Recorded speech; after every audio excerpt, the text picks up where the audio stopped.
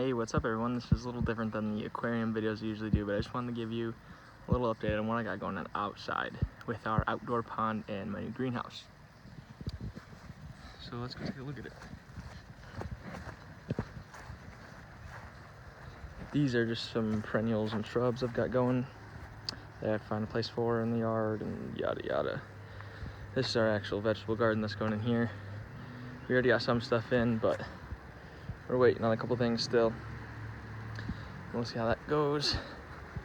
But yeah, this is the actual greenhouse that I constructed here. Here's our old school rototiller that we were trying to get up and running, but we ended up just between a pitchfork and a couple hoes, we were able to break up the dirt enough, dig down in there as much as we wanted, and get some supplemental things to add to the soil. So I think we did it good enough without the rototiller, but I'd really like to get this running. It's pretty big, we do a good job. But as far as fish go, here is the little pond that we were working on. It is taken apart now.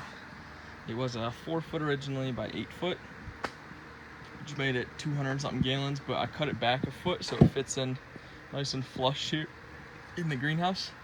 And when I did that and took this liner out, I accidentally ripped the liner. So I have a new liner that I got to put in, but that's why that's all taken apart and drained right now, and I just got some plants growing in it right now that'll grow right in that water. But so this is where the pond is going to go, here on this back side, and then I have a workbench on the other side here.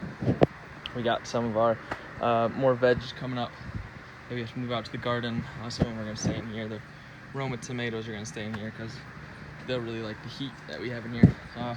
Right now it is about just a little over 80, it looks like, in here.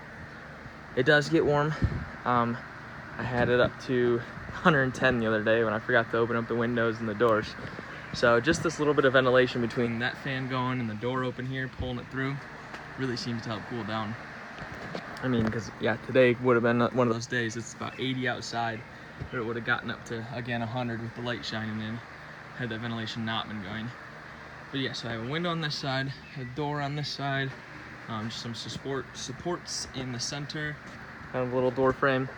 These aren't actually connected right now. They're not drilled together because I want to get those actually level and figure out, make sure these are flush up against the top there, so we can really get some support in here.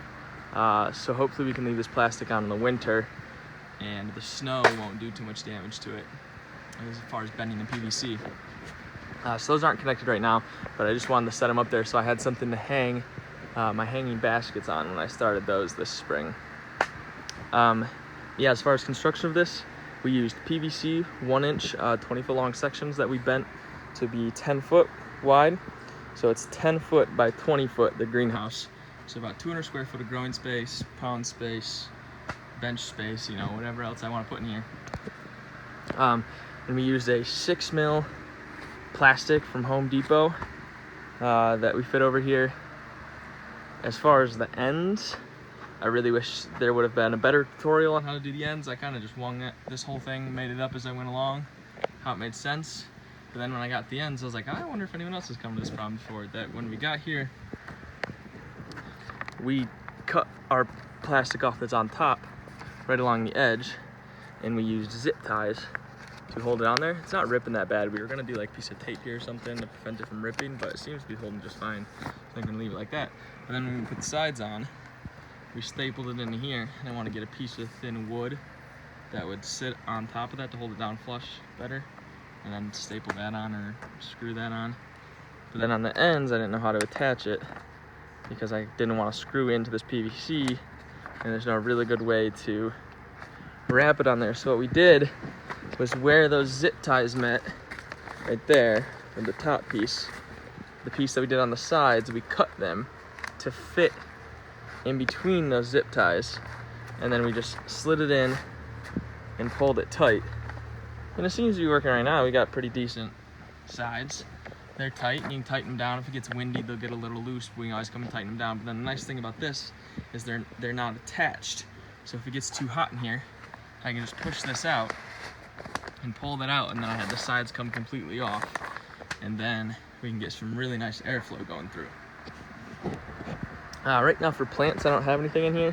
This side is where all those perennials were until I moved them out there, so that's why I just had this tarp down.